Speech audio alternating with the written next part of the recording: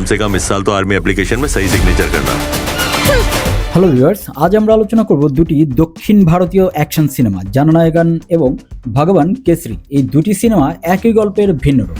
मुझे जानना है कि पहले किसने हाथ उठाया, किसने उसे पहले डराने की कोशिश की। যেখানে মূল কেন্দ্রবিন্দু হলো নায়কের চরিত্র এবং তার ন্যায়ের লড়াই। ভগবান কেসরি মূলত হিন্দি তামিল সংস্কৃতির এক সাদাসিধে গ্রামীণ নায়কের গল্প। নায়ক তার গ্রামের মানুষের জন্য লড়াই করে, কিন্তু এতে রয়েছে থ্রিলার এবং অ্যাকশন সিনেমার সমাহার। অপরদিকে জননায়গন রিমেক ভার্সনে কিছু আধুনিক টুইস্ট যুক্ত করা হয়েছে।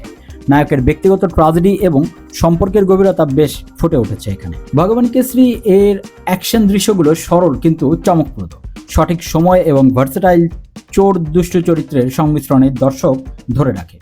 জননায়গন এই অ্যাকশনে আরও দারুণভাবে কোরিওগ্রাফ করা হয়েছে, বিশেষ করে হ্যান্ড টু হ্যান্ড কমব্যাট সিনগুলো বেশ মনোগ্রাহী। Let's play a game. ভগবান কেসরি এর নায়ক গ্রামীণ পরিবেশে খুব প্রাকৃতিক। নায়িকার চরিত্র যদিও সীমিত স্ক্রিন টাইমে, তবুও গল্পে সমান গুরুত্ব রয়েছে। জননায়গনে নায়ক এবং নায়িকার চরিত্র আরও গভীর, আবেগের প্রকাশ দৃশ্যগুলো অনেক বেশি স্পর্শকাতর। ভগবান কেসরি এর ব্যাকগ্রাউন্ডের স্কোর সরল কিন্তু কার্যকর।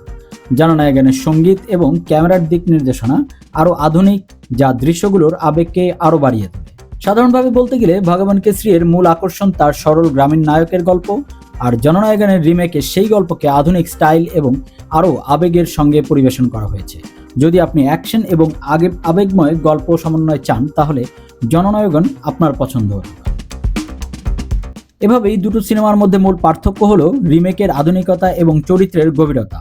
দর্শক হিসেবে আপনি চাইলে মূলের সরলতা অথবা রিমেকের স্টাইল উভয়ের মধ্যেই পছন্দ করতে পারেন।